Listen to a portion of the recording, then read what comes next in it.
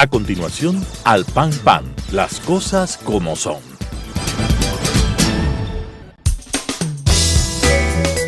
Clasificación B, bajo supervisión de un adulto.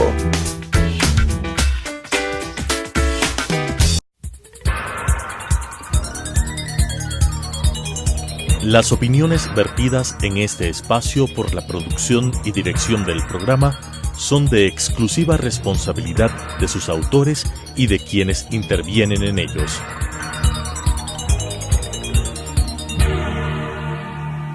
Telesucesos Canal 29 UHF presenta Al Pan Pan, las cosas como son. Coyuntura y calidad de la democracia con la conducción de Patricio Aro. Al Pan Pan, las cosas como son. Cordiales saludos a la gran audiencia de Telesucesos Canal 29, el canal diferente. En esta oportunidad tenemos un especial invitado para decir las cosas como son. Él es el licenciado Ricardo Camacho, quien es un experto en seguridad integral. Ricardo, con él trataremos el tema del problema penitenciario que está en el centro del debate en el país. César Ulloa Tapia, su servidor Patricio Aro, les agradecemos por acompañarnos a decir las cosas como son. Bienvenidos, César, bienvenido, Ricardo. Gracias. Muchísimas gracias, Patricio, un cordial saludo, Ricardo, es un honor tenerte como invitado. Y yo quisiera plantear el inicio de este diálogo con una pregunta. ¿Crisis o colapso del sistema penitenciario ecuatoriano? Además que tras cámaras algo decíamos con Ricardo en el sentido de que en América Latina se producen similares dificultades. Hacinamiento casi superior al 100% en las cárceles, escuelas del delito, condiciones deplorables para los privados de libertad. No hay una verdadera política de diseño público en cuanto a rehabilitación social. Hay reincidencia en el ingreso de los presos por delitos mayores. Pero Ricardo, si esto es una generalidad o se reitera en América Latina, ¿qué es lo que hace que nuestro sistema penitenciario tenga sus particularidades, sus características propias? Bueno, muchas gracias por la gentil invitación, Patricio, César. Para mí es un honor estar acá en el programa y compartir con ustedes que conocen también el tema de seguridad, el tema de derecho. Mira, como tú lo has dicho muy claramente, es decir, ¿qué nos diferencia de América Latina? Vamos, tenemos dos Américas Latinas, ¿no es cierto? Yo tuve el gusto de trabajar en América Central, en México, en el Caribe hispanohablante. En América Central tenemos unas cárceles bastante deplorables, ¿no es cierto? En Chile, pues tenemos con Gendarmería de Chile un proceso mucho más amplio, INPEG en Colombia, que funciona bastante bien. Tú has señalado que los problemas generales son el hacinamiento, falta de los ejes de rehabilitación, educación, salud, etc. Y todos coincidimos en que tenemos el mismo problema. ¿Qué pasa con el Ecuador? Es que en primer lugar yo creo que no ha habido la voluntad política, no solo de este gobierno, de varios gobiernos, de tener un sistema penitenciario serio, fuerte, profesional, técnico, porque teniendo un sistema penitenciario medio nublado, medio perdido, uno puede hacer lo que quiere en la cárcel. La cárcel da poder, es decir, la cárcel es como la casa del jabonero. Ahí cae desde el pelucón hasta el más pobre y siempre te van a llamar a pedir un favor, desde los políticos hasta los banqueros y desde el delincuente más sonado de la crónica roja. Y entonces aquella persona que no tiene ese deseo de servir en el sistema carcelario prefiere que siga en ese pantano, diría yo. Por la situación que Ricardo Camacho, nuestro invitado, describe, el sistema carcelario entró en una situación bastante crítica que el gobierno se vio obligado el 16 de mayo de este año a decretar el estado de excepción y después de 60 días, constitucionalmente, como la ley lo permite, el presidente de la República extendió 30 días más ese estado de excepción. Pero quisiera yo empezar diferenciando lo que es un estado de emergencia y un estado de excepción, porque llega a confundirse en un momento determinado. El estado de emergencia no es otra cosa que la situación crítica que afecta gravemente a un determinado segmento de la población o a la población en general. Esa situación crítica puede ser provocada por fenómenos naturales o por la mano del hombre. Y el estado de excepción es una consecuencia del estado de emergencia en el que constitucionalmente el presidente de la República, mediante decreto ejecutivo y mediante la aprobación de la Corte Constitucional, exceptúa ciertas medidas, ciertas normas constitucionales que rigen a la ciudadanía en general. Entonces se ha decretado con el estado de excepción en las cárceles y hoy estamos viviendo una prolongación de ese estado de excepción por 30 días más. Yo quisiera plantear asimismo preguntas más que análisis y respuestas, pero la crisis del sistema penitenciario se debe a desinterés de las autoridades que están en la capacidad de resolverlo. Es un tema de ignorancia, es decir, no están al frente personas que tienen la experticia, los conocimientos y además la firmeza para resolverlo. Es una falta de voluntad, es decir, es algo que no capitaliza, no da votos, o al revés, o es una disputa por poder, Ricardo. Yo voy a tratar de ser lo más transparente con ustedes dos, Patricio y César, con las dos preguntas y con los televidentes. Verán, yo entro el 1 de diciembre por un llamado del doctor Pazmiño, que además tengo que agradecerle por su llamado, aunque él debe arrepentirse toda su vida por haberme llamado, pero ya no es culpa mía que las cosas hayan salido de cauce, no sé. Claro. Yo pensaba que el doctor Pazmiño, yo siempre lo había conocido como defensor público, un hombre que coincidíamos de los medios de comunicación, igual que con Patricio, contigo, y dialogamos, y me parece que es un hombre que tenía unos conocimientos. Cuando yo entro allá a la subsecretaría, empiezo a darme cuenta que visito varios centros, y como tú dices, tengo un factor común. ¿Cuál es la queja de los 40.000 PPLs? Que tenemos plazas para 28.500 y tengo 40.000. Pues cojo el avión, cojo el carro, me voy a Machala, el 200% de hacinamiento de la cárcel de Machala. Me voy al CDP, 190% hacinamiento. Gente que tiene que hacer el turno desde las 4 de la mañana para entrar a la visita a las 9, cuando eso se puede regular por internet. Es decir, ¿cuál es el problema? Que la gente madrugue y que les ponga un sello además vergonzoso que diga número 71 y hay un poco más de un sello nazi del campo de Nuremberg. Después de eso, mira, yo me indigno, porque en el CDP los privados de libertad tienen derecho a tener relaciones íntimas, eso claro, creo que es normal, ¿no es cierto? Con sus parejas. Y sí, yo llego un día al patio y veo unas carpas, unos chimbuzos, y claro, medio bobo, yo digo, ¿y qué es eso? Dice, no, pues ahí están los peperes con su pareja teniendo relaciones sexuales. Tú puedes imaginarte, hermano, que en el siglo XXI sea esto un show de tener una relación íntima en el patio. En la mitad del patio. Como ni los animales, ¿no? Claro, entonces sí. Hicimos autogestión con una directora buena que había ahí. Se logró que entre los PPL, etcétera, se done 21 celdas quedaron listas para visita íntima. Averiguo cuando yo ya salgo, dejo inaugurando conjuntamente con Ballesteros, que es el viceministro, y hoy esas celdas están alquiladas a los pelucones. O sea, todo el sistema está podrido. Entonces, lo que yo le decía al doctor Pazmiño, cuando tú decías la diferencia entre el estado de emergencia y excepción, le decía, vea Ernesto, vamos al estado de emergencia, pídale al señor presidente el estado de emergencia, no tengo para cambiar un foco. Si la droga yo sé que me entra por la comida, es decir, si vos tienes la penitenciaría del litoral, donde tienes 10.000 gentes, ¿cuántos quintales de papas necesitas meter diariamente? ¿Cuántos quintales de tomate, cuántos de cebolla, papa, de pollo, etcétera? Ahí no va a estar pues del guía penitenciario, ahora con la excepción, el señor soldado sacando papa por papa, para ver si nos han metido ahí la bala, nos han metido la droga o el arma. Entonces teníamos unos escáneres vehiculares, excelentes, que se dañaron por el tiempo, los dañaron, y entonces cambiemos de urgente, si por ahí me entra la droga, no hay dinero. Entonces para mí el error fue haber dictado el estado de excepción, posiblemente mal asesorado el presidente Lenín Moreno, porque creo que el presidente es un hombre de buena fe, sigo pensando eso, pero Ernesto Pazmiño nos llevó casi al abismo, y es decir, hubo una defensa a ultranza del gobierno, y posteriormente vos no te explicas del nombramiento del general Moncayo, que a quien yo en lo personal respeto mucho como ser humano, es un caballero a carta cabal, pero no es solo falta ser un caballero. Tú, por ejemplo, en Fuerza Aérea sabes todos los temas de Fuerza Aérea, pero no te van a nombrar pues para que mañana dirijas un tanque. Entonces, la gente debería saber cuáles son sus perfiles. Y el tema penitenciario, yo tampoco soy experto en el tema penitenciario, yo manejo temas de seguridad, pero me puse a estudiar muy rápidamente el tema de los ejes. Y las cosas van de mal en peor. El momento en que Ricardo Camacho fue designado subsecretario, él dice que en un mal momento para el director que te llamó. Sí, yo lamento profundamente por...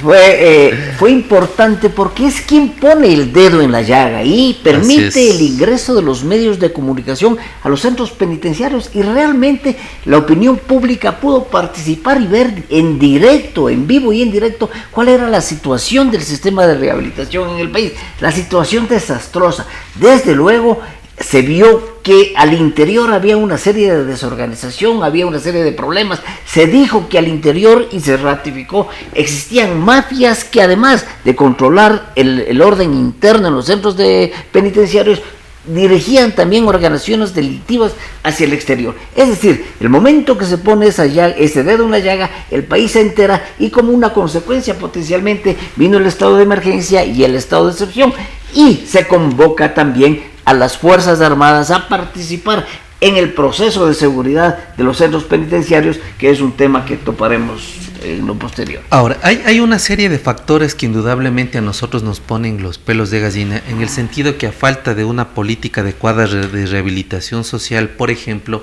la reincidencia en el ingreso de los privados de libertades de 1 de cada 3, en el sentido de que siguen una suerte de escuela del delito. Como conversábamos antes, Ricardo, alguien ingresó por primera vez por el robo de un electrodoméstico y luego ingresa de nuevo a la cárcel por el expendio de grandes cantidades de droga. La otra cosa es la disputa de las bandas por el control interno, e incluso hay teóricos que hablan que como es adentro de la cárcel es afuera la sociedad, que es una cosa incluso bastante grave. Y la otra es indudablemente red de complicidades, una suerte de clientelismo bastante fuerte y una economía informal que se genera dentro de las cárceles. Uno de los problemas que tú has denunciado y has observado es el comercio interno que se da al interior de los centros penitenciarios de armas, de teléfonos, de droga, de municiones, de licor, de electrodomésticos y de dinero. Y de seguridad y sobrevivencia también. Si no te pegan. Claro. O sea, hay un gobierno dentro de las cárceles. O sea, las cárceles tienen su propio nivel de administración por fuera de lo que establece la norma. Claro, yo para enero, que yo ya más o menos conocía las cárceles, es decir, yo tampoco puedo venir a decir yo era el experto en cárceles, digo, no, yo fui a aprender de las cárceles y yo creo que me gradué ahí. Y yo le dije a Ernesto, le dije, doctor Pazmiño, voy a invitar a los medios de comunicación, ¿qué le parece? Y siempre tuve yo la autorización de Ernesto, o sea, él sabía quién iba a ingresar cada día a qué centro penitenciario. Por ejemplo, Teleamazonas nos acompañó durante 4 días a varios centros penitenciarios. Pero claro, lo que tú veías durante 10 años en los enlaces nacionales del expresidente Correa, es que daba ganas de estar presos. Claro, las mejores cárceles del mundo. Si yo no tenía trabajo, hermano, en vez de estar botado en la calle, y sin rogando, comer. Imagínate, catering en la cárcel, catering. Una celda que era para 8 personas, 6 personas en la Tacunga, que debía llenarse en el 2030 la Tacunga. Y ya estamos ahorita con más 2. Claro. Entonces después de eso tenías un baño antibandádico bonito, te podías bañar en la ducha. Claro que te daban un uniforme feo de tomatito, pero tenías un uniforme bonito, zapatitos. Uniforme que además tuvo vínculo con algún negocio familiar de algún funcionario público que hacía uniformes a gran escala, así es. Después de eso tú decías que tenías un supermercado de la cárcel, entonces le entregan a ojos cerrados a una empresa monopólica que durante 7 años ha cobrado $36 millones.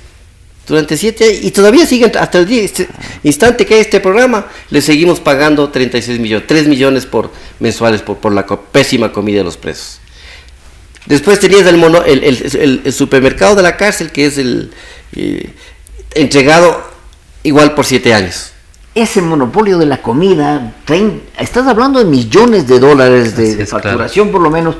Y uno de los principales reclamos de las personas privadas es la calidad y cantidad. La calidad y la cantidad de la comida. Entonces, además de monopolio, es un pésimo servicio que se le está dando a la gente.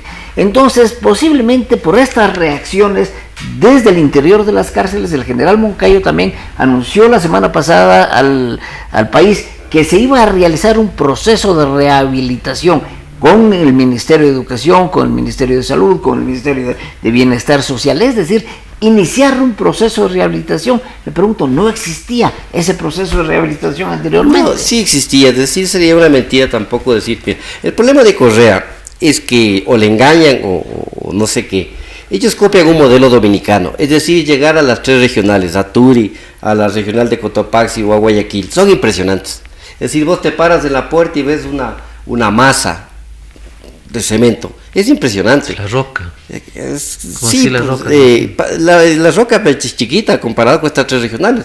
Tú tenías aproximadamente 15.000 plazas, pero estos fulanos no se dan cuenta que los PPLs necesitan agua y construyeron la cárcel de la Tacunga sin agua, pues. Como el aeropuerto sin pistas, exacto. Sin vías. Entonces construyeron cárceles sin comedores. Hicieron las cárceles copiado del modelo dominicano, con unos hangares para tener algún momento para lugares de trabajo, pero ¿dónde estaban los equipos? Sí hay PPLs que están estudiando, eso viene desde hace muchos años, desde la época del penal García Moreno. Lo que no existe es una verdadera política pública. Tú tienes un mercado negro. Yo decía al doctor Pazmiño, oiga Ernesto, si todos los países de América Latina o muchos países de América Latina dejan fumar al Pleno Libertad, a ver, ¿cuál es el problema que el PPL no fume? Tabaco normal, que pueden incendiar el colchón. A ver, perfecto. ¿Ahorita fuman o no fuman los PPL escondidos en la celda? Sí. ¿Queman los colchones? No. Entonces el Ministerio de Salud Pública nos ha puesto un informe que es prohibido fumar en edificios públicos. Bueno, que fumen en el patio. Hice un estudio con la gente buena del Ministerio de Justicia. ¿Sabes por qué no quieren permitir que se fume en la cárcel? Tú puedes hacer una prueba, decir a los PPLs de la cárcel regional, decir, todos los PPLs que quieran fumar levanten la mano. Ya, levantan toditos. Muy bien, les vamos a hacer la prueba de nicotina. Usted no fuma, ¿usted para qué quiere comprar la cajetilla en el economato? ¿Es para venderla en el mercado negro? Fuera. Ah, usted sí consume. A usted le vamos a vender una cajetilla por semana o lo que establezca. Y campañas de prevención del Ministerio de Salud Pública. Pero ¿sabes cuánto genera, mi querido Patricio y César, el negocio de los porque una cajetilla vale $50 en la cárcel? Y ese negocio vale 10 millones. Yo les iba a botar un negocio de $10 millones. ¿Pero quién me iban a perdonar? Después, y con esto finalizo, les encuentro yo un domingo durmiendo, me llaman por teléfono urgente a avisar que había entrado una ambulancia fantasma con todo lo prohibido. Voy, tomo el avión, cojo, miro todas las cámaras, y veo que la ambulancia efectivamente aparece del lado de costado de izquierda como el cacho. Entra la ambulancia, pasa todos los filtros policiales y nadie le pregunta nada. Les abren las celdas de máxima seguridad de que bajen a recoger todos los productos prohibidos. Hago la denuncia en fiscalía, pasa 3 meses, 2 meses y no pasa nada. Entonces me empiezo a preocupar y ahí viene el tema de la denuncia de la ambulancia fantasma y el enojo de la doctora Romo. Cuando todo fue judicializado. Y además público, porque todos los ecuatorianos vimos, porque las cámaras de seguridad filmaron todo el proceso de ingreso de la ambulancia, venían inclusive chicas dentro de la ambulancia. Que durmieron en máxima seguridad. Entonces, ¿y por qué esa molestia del gobierno? ¿Por qué esa molestia de una de las autoridades principales que tiene que ver con la Porque decían que yo tenía que ser parte del equipo y callarme. Por favor, entonces, a mí no me han comprado para sinvergüenza. Es que desde luego, queremos comprar silencio frente a qué. Pero además, Patricio, lo que dice Ricardo es tan grave porque él resulta un sujeto incómodo para quien se disputa el poder, el dinero y la economía de las cárceles, no así para los privados de libertad. Y la imagen que nos daría el gobierno es que el caos provocan los privados de libertad, cuando lo que se está demostrando es que el caos se provoca por autoridades incompetentes que quieren resolver el problema. Entonces, el bombazo mediático daría a entender que el caos es por las bandas, por los delincuentes, cuando realmente es el tema de quién maneja. Ahora, ahí hay un tema que habría que precisar, y es que el estado de excepción tiene algunos criterios: proporcionalidad, legalidad, territorialidad, temporalidad, razonabilidad. Estos criterios son adecuados para que se haya extendido el estado de excepción y que además el estado de excepción más bien ha provocado cosas más graves todavía. Claro, porque mira, hay una regla fundamental de sentido común en el mundo. Tú te imaginas al FBI ingresando a las cárceles de Estados Unidos. Tú te imaginas a carabineros de Chile ingresando a la cárcel. Para eso tienen una buena gendarmería, pues. Entonces, las Fuerzas Armadas, yo tengo que destacar que han sido muy, muy honestas a través del ministro Jarrín y su jefe del Comando Conjunto. Mira que el presidente se manda 2 decretos El segundo decreto es jalándole las orejas a las Fuerzas Armadas. Así es. Porque Fuerzas Armadas le dice, señor presidente, somos honestos y transparentes. Nosotros somos profesionales y lo hemos demostrado en la defensa nacional. Y dos, frente a nuevas amenazas, que ya no es del Perú, sino el narcotráfico, crimen organizado, etcétera, estamos desarrollando capacidad estratégica de, mire, nos entregaron la zona de Esmeraldas y tenemos pacificado. Entonces Fuerzas Armadas hace su misión en lo que le toca y lo hace bastante bien. Y ahí hay un problema también en el asesoramiento que topábamos hace un momento, porque los dos decretos anteriores y este nuevo decreto en el que se amplía por 30 días el estado de excepción, considera y hace énfasis en que la participación de las Fuerzas Armadas en el restablecimiento del orden público y es complementaria a las acciones de la policía. Eso dice la Constitución. Sí. La misión de las Fuerzas Armadas, en el artículo 158 de la Constitución, dice las Fuerzas Armadas cumplirán misiones complementarias a la Policía Nacional en temas de seguridad integral, y esto es un tema de seguridad integral. Pero, por lo tanto, no hacía falta ese estado de excepción para movilizar a las Fuerzas Armadas, porque la Constitución está vigente y está dándoles esta tarea. Lo normal hubiera sido si exceptuaban, por ejemplo, si les ponían a las Fuerzas Armadas a desarrollar el primer rol, el primer papel dentro de la seguridad penitenciaria. Entonces ahí sí se valía o cabía el estado de excepción en los términos expresados. Claro, mire que mi querido Patricio, yo les había comentado a los amigos de Fuerzas Armadas y les dije, mira, en alguna conversación informal que tuvimos, ustedes les encargan el decreto de excepción, el primero y el segundo, el filtro 1, es decir, la entradita donde entran los familiares para entrar a la cárcel. ¿Qué han encontrado los señores militares? Nada. No porque sean malos, sino que no van a encontrar nada, ni Jesucristo va a encontrar nada, porque la droga no entra por ahí. Y dos, que los PPL se van a escapar por miles, van a saltar las barandas, son el hombre araña, zombies. Es decir, no tenía ni pies ni cabeza.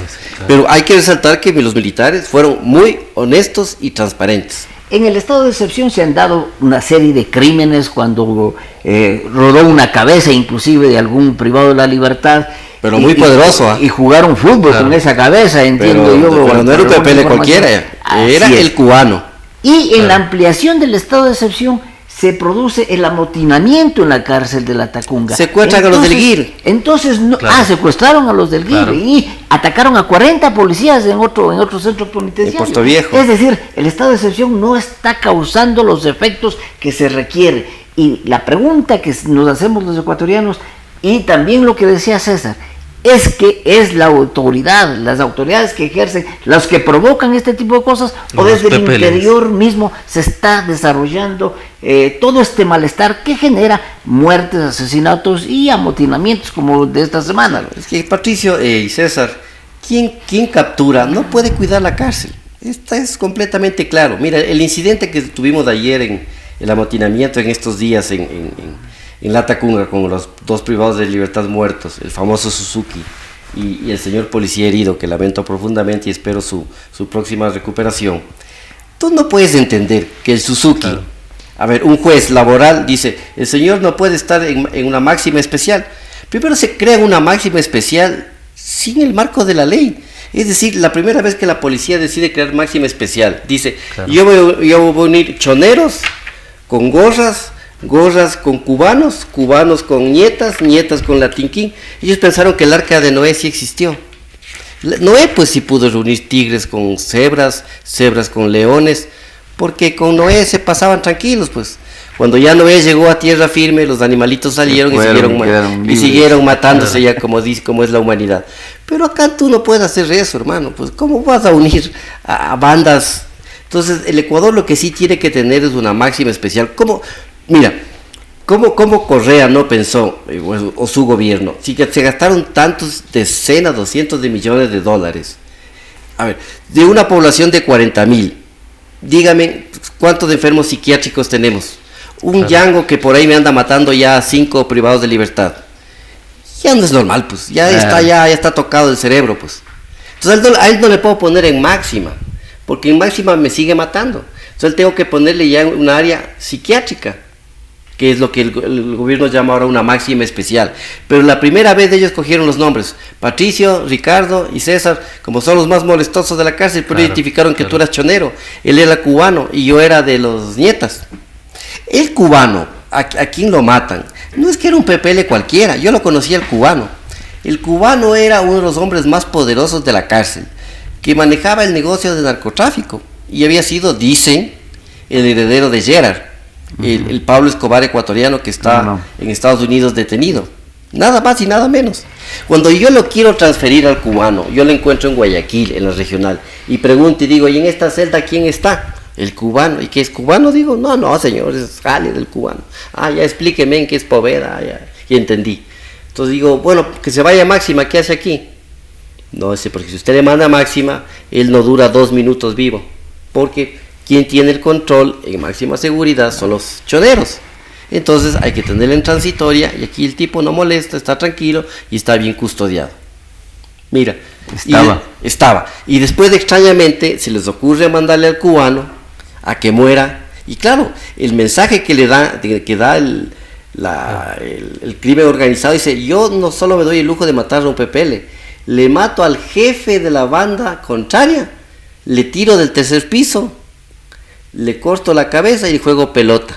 Después de ese mismo día me doy el lujo de secuestrar al grupo más especializado de los policías que respeto mucho, que es el GIR. ¿Qué más demostración de poder? Desde luego es un círculo vicioso el que está desarrollándose al interior de las cárceles. De esta manera, con Ricardo Camacho, especialista en temas de seguridad, César Ulloa Tapia y su servidor Patricio Aro Ayerbe, sobre el tema penitenciario, un tema que está en el debate al momento porque hay un estado de excepción que rige en este sistema. Hemos dicho las cosas como son. Al pan pan.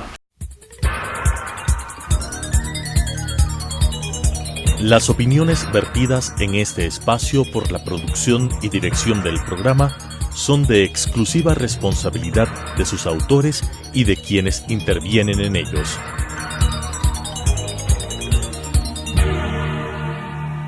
Telesucesos Canal 29 UHF presentó Al Pan Pan, las cosas como son. Coyuntura y calidad de la democracia con la conducción de Patricio Aro. Al Pan Pan, las cosas como son.